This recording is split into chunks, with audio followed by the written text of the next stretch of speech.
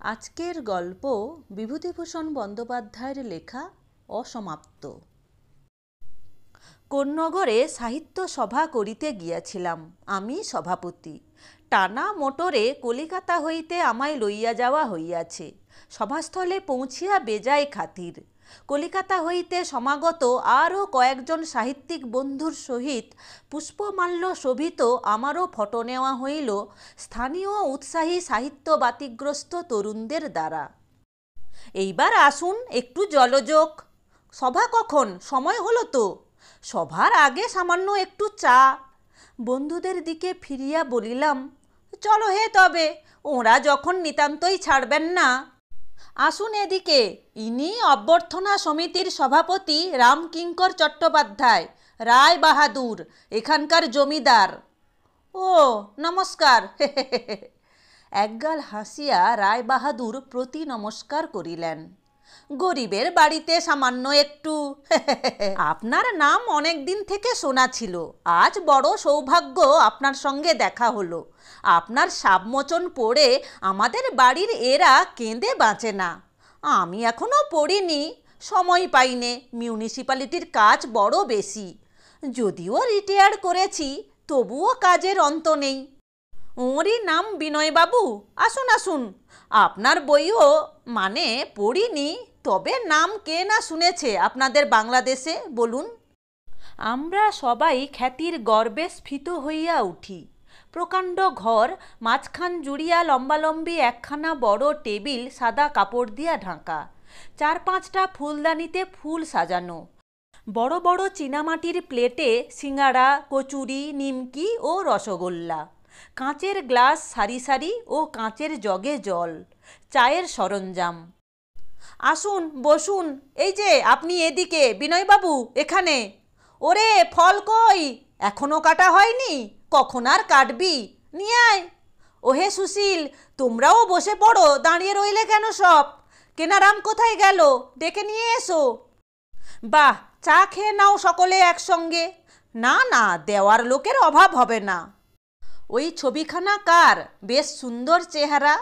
আজ্ঞে আমার স্বর্গীয় পিতৃদেবের, ফ্রেঞ্চ গভর্নমেন্টের দেওয়ান ছিলেন, একেবারে ডান হাত বা বাঁ হাত। আর ওই বাঁ পাশে আমার পিতামহ। আমাদের আদি বাড়ি শশধরপুর, নিমতের কাছে। আমার ঠাকুরদাদার বাবার নামে গ্রামের নাম, নিমতির দারোগা ছিলেন সেখানে। ওই অঞ্চলে জমিদারি কেনেন।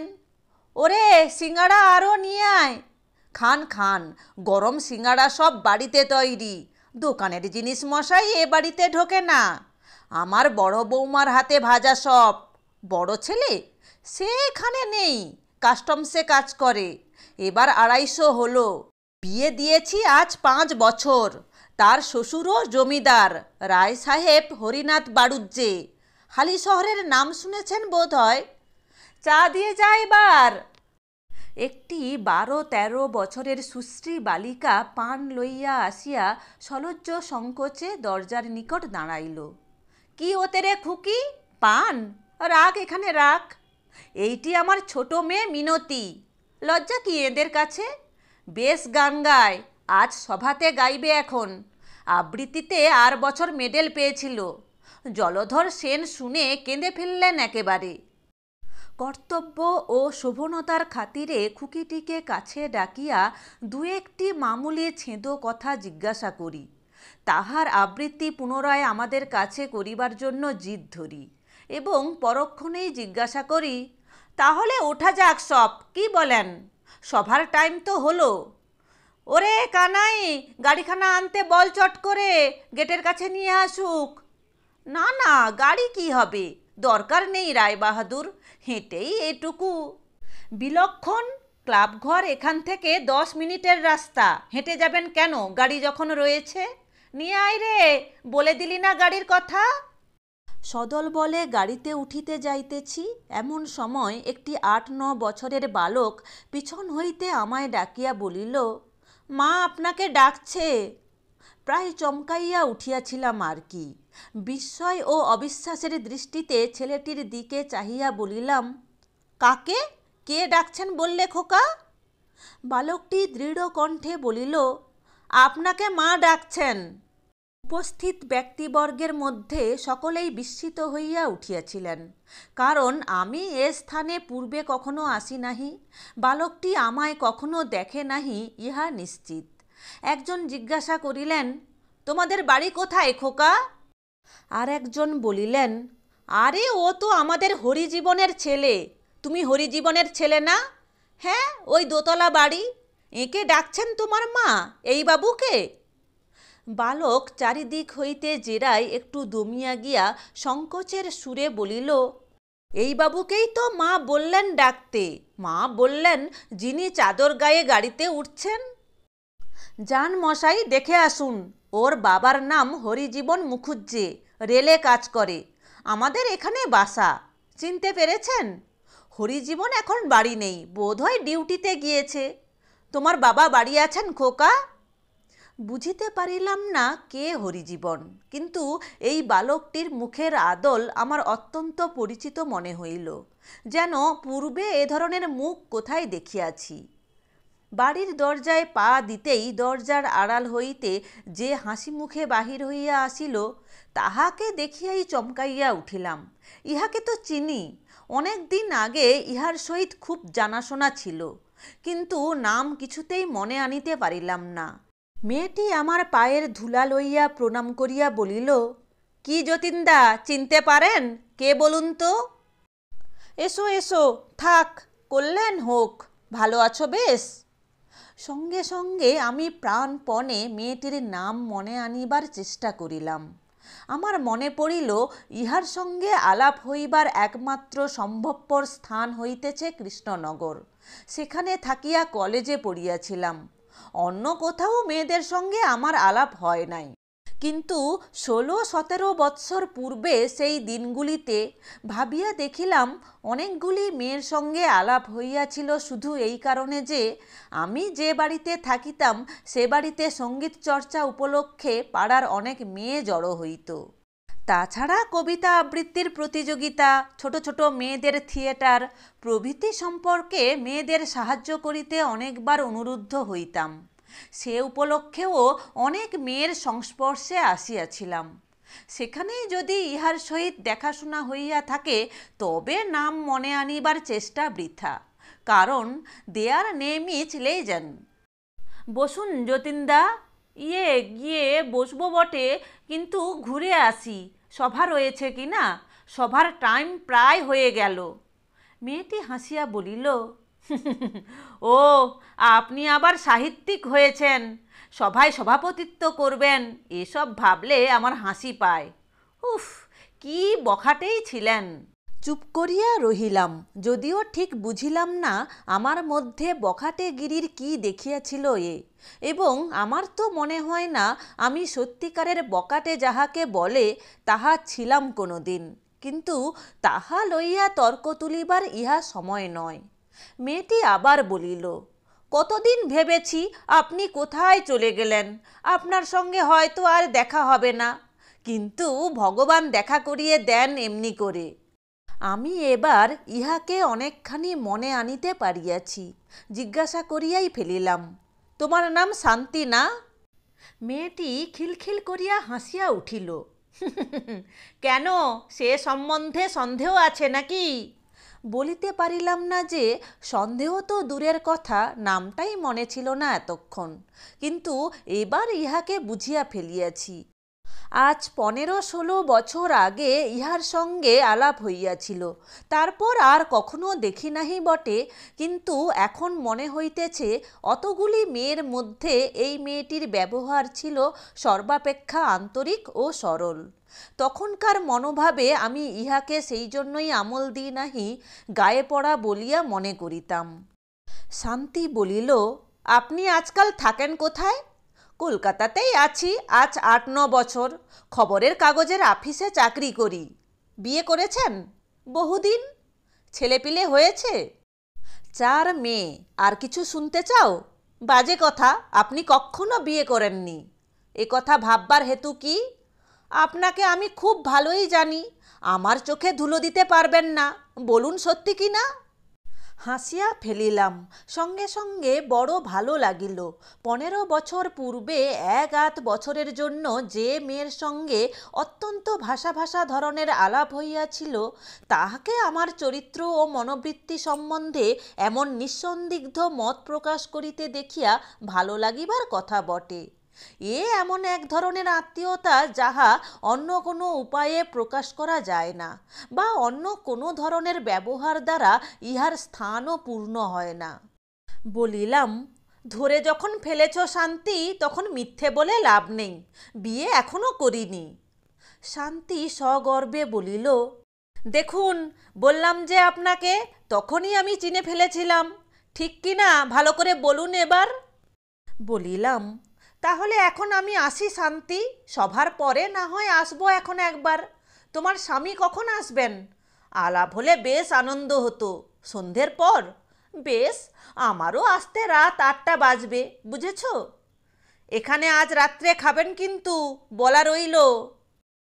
সভার পরে পুনরায় শান্তির ওখানে ফিরিতে রাত 9টা বাজিল। শান্তির স্বামীর সঙ্গে আলাপ হইল। বেশ ভালো লোক। আমার আসিবার খবর শুনিয়া ভদ্রলোক বাছিয়া বাছিয়া বাজার করিয়াছেন। সব রান্না শেষ করিতে শান্তির বেশ সময় লাগিবে। রাত 10টার কমে রান্না সাঙ্গ হইবে বলিয়া মনে হইল না। শান্তি চা করিয়া দিয়া গেল। আমি বসিয়া তাহার স্বামীর সঙ্গে গল্প করিতে লাগিলাম। একবার শান্তি রান্নাঘর হইতে আসিয়া বলিল, বড্ড খিদে পেয়েছে। ও জিনিসটির প্রাদুর্ভাব তোমাদের আতিথেয়তার কল্যাণে আদৌ হবার উপায় নেই। এসে পর্যন্ত খাওয়া চলছে। তুমি নিরুদ্বেগে বসে রাঁধতে পারো যতক্ষণ খুশি। আহারাদির পরে শান্তি বসিয়া গল্প করিতে লাগিল। শান্তির স্বামী 2-1বার হাই তুলিয়া বলিলেন, আমার কাল খুব সকালে ডিউটি। যদি কিছু মনে না করেন আমি গিয়ে শুয়ে পড়ি। বিলক্ষণ, শোবেন বই কি, আমিও তাহলে। শান্তি, তুমি বরং বসে গল্প করো, আমি যাই। এর বিছানা করে রেখেছ তো? মশারিটা খাটিয়ে দিও। স্বামী উঠিয়া চলিয়া গেলে শান্তি বলিল, ঘুম পেলে শুনছি না কিন্তু। আজ সারা রাত বসে গল্প করতে হবে। কতকাল পরে দেখা। সারা রাত? বলো কি? হঠাৎ শান্তি বলিল, কেন না, আপনি আমায় কত কষ্ট দিয়েছিলেন জানেন? আমি অবাক হইয়া ওর মুখের দিকে চাহিয়া বলিলাম, কিসের কষ্ট? কিসের কষ্ট জানেন না তো? জানবিনি বা কি করে? আচ্ছা দাঁড়ান, দেখাচ্ছি। বলিয়াই সে ঘরের ভিতর ঢুকিয়া গেল এবং কিছুক্ষণ পরে একটি ছোট কাঠের বাক্স আনিয়া আমার সামনে খুলিল। একটা পত্র আমার সামনে ধরিয়া বলিল, দেখুন পড়ে। পড়িয়া দেখিয়া আশ্চর্য হইলাম। আমার মাসিমা পরলোক গমন করিয়াছেন আজ 10 বছর কি তার বেশি। তাঁর হাতের লেখা খুব ভালো করিয়াই চিনি। মাসিমা শান্তির মাকে চিঠিতে আমার সহিত শান্তির বিবাহের প্রস্তাব করিতেছেন এই চিঠিতে। বলিলাম, তুমি এ পত্র পেলে কোথায়? যেদিন এ পত্র এসেছিল সেই দিনটি থেকে পত্রখানা আমার কাছে। আপনিও তারপর আর কখনো আজিমগঞ্জে যাননি। সেই শ্রাবণ মাসে যে চলে এলেন, এই আবার এতকাল পরে দেখা। কিন্তু আমি এ ব্যাপারের বিন্দু বিসর্গ জানতাম না, এ কথা বললে তুমি কি বিশ্বাস করবে শান্তি? শান্তি অবাক হইয়া আমার মুখের দিকে চাহিয়া বলিল, জানতেন না মানে? সব জানতেন। কেন বলো তো তুমি এ কথা বলছো? শান্তি হাসিয়া ঘাড় নাড়িয়া বলিল, সব জানি যতীনদা, সব জানি। আমার চোখে আবার ধুলো দেবার চেষ্টা? একবার তো করে দেখলেন, ঠকে গেলেন নিজেই। কি চেষ্টা করলুম তোমার চোখে ধুলো দেবার? ওই যে বললেন বিয়ে করেছেন, 4 মেয়ে হয়েছে। আমি আর জানি না আপনাকে, বিয়ে আবার আপনি করবেন। কেন বিয়ে করেননি তাও কি আমার অজানা ভাবছেন? এক সময় মনে হয়েছে এই 16 বছরের মধ্যে যদি কখনো দেখা হয়, পায়ে ধরে আপনার কাছে মাপ চেয়ে নেব। আমি তো গিয়েইছি, আপনি কেন যাবেন সেই সঙ্গে? সেই কথাটা বলবার সুযোগ পেলুম এতকাল পরে। বিস্ময়ে আমার মুখে কথা জোগাইল না। শান্তি বলে কি, এমন ভুলও মানুষের হয়? সমস্ত কথাটা বেশ করিয়া ভাবিয়া দেখিবার সময় নয় এটা। তবুও এক চমকে ইহার মনের অনেকখানি দেখিতে পাইলাম। সভা করিতে আসিয়াছি বিদেশে, আমাকে ডাকিয়া পাঠাইয়া এতখানি দরদ দেখাইবার ঠিকমতো কারণ আমি অনেক হাতাড়াইয়া খুঁজিয়া পাইতেছিলাম না। অনেকখানি পরিষ্কার হইয়া গেল এবার। কিন্তু মেয়েটা কি ভুলই নিজের বুকের মধ্যে এই 16 বছর পুষিয়া রাখিয়াছে। আমার অত্যন্ত কৌতূহল হইল কতগুলি কথা জানিবার। বলিলাম, আজ যখন এখানে এলাম তুমি কি করে আমায় চিনলে এতকাল পরে? সভার জন্যে কাগজ ছাপিয়ে বিলি করেছিল, আপনার নাম দেখলাম। তাছাড়া শরৎজিৎ বাবুর ছেলে আপনার পরিচয় সেদিন দিচ্ছিল ওর কাছে আমাদের বাড়ি বসে। আমি তখনই ওকে বললাম, যতীনদা আমার বাপের বাড়ির দেশের লোক। উনি বললেন, রায়বাহাদুরের বাড়ি আপনাদের চা খাওয়ার আয়োজন হয়েছে, তাই শুনে জানলায় দাঁড়িয়েছিলাম। দেখেই চিনলে এতকাল পরে? ও মা, কেন চিনব না? আপনারা আমাদের ভাবেন কি? এখন ইহাকে ভালো করিয়াই মনে পড়িয়াছে। আমার কিছুদিনের বাল্যসঙ্গিনী একটি অত্যন্ত মুখরা চঞ্চলা বালিকার ছবি। আবছায়া ভাবে ইহার দু একটি বাল্যলীলাও মনে পড়িতেছে। বলিলাম, শান্তি, নিতাইয়ের মা সেই বুড়ো গিন্নির শিবচুরির কথা মনে পড়ে? শান্তি হাসিয়া বলিল, খুব। চুরি করলেন আপনি আর ধনা। ধনাকে মনে আছে? সে আজকাল পাটের কলে কাজ করে নৈহাটিতে। মধ্যে একদিন এখানে এসেছিল, আজ বছর 3-4 আগে। আর গাল খেয়ে মরলুম আমি আর ছর্দি। কেন, তোমরা তো সাহায্য করেছিলে, করনি? পুজোর ঘরের শেকল তুলে দিতে বলেছিল বুড়ো গিন্নি, শেকল তুলে না দিয়ে বলেছিলে দিয়েছ। আর একদিন তুমি জাঁতি দিয়ে আঙুল কেটে ফেলেছিলে মনে আছে, কেঁদেছিলে খুব। শান্তি ছেলে মানুষের মতো মুখ ভ্যাংচাইয়া বলিল, হ্যাঁ কেঁদেছিলে খুব, ছাই মনে আছে। কাঁদবার মেয়েই আমি ছিলাম কি না? তবু যদি আমার মনে না থাকতো, কি মনে আছে শুনি? মনে আছে তুমি কেঁদে ভাসিয়ে দিয়েছিলে। শান্তি অবাক হইয়া গালে হাত দিয়া বলিল, ও মা, কি মিথ্যেবাদী! আমার হাসি পাইল। বলিলাম, ছেলেবেলার মতো ঝগড়া পাকিয়ে তুলছ শান্তি, অভ্যাস কি কখনো যায়? শান্তি হাসিতে হাসিতে বলিল, আচ্ছা যতীনদা, শিবতলার বটগাছে ভাড়া বেঁধে দিতে তো ফি বছর পরীক্ষার আগে, খুলেছিলে কোনো দিন? সত্যি অনেক কথা দেখিতেছি মনে রাখিয়াছে শান্তি, আমার নিজেরই মনে ছিল না।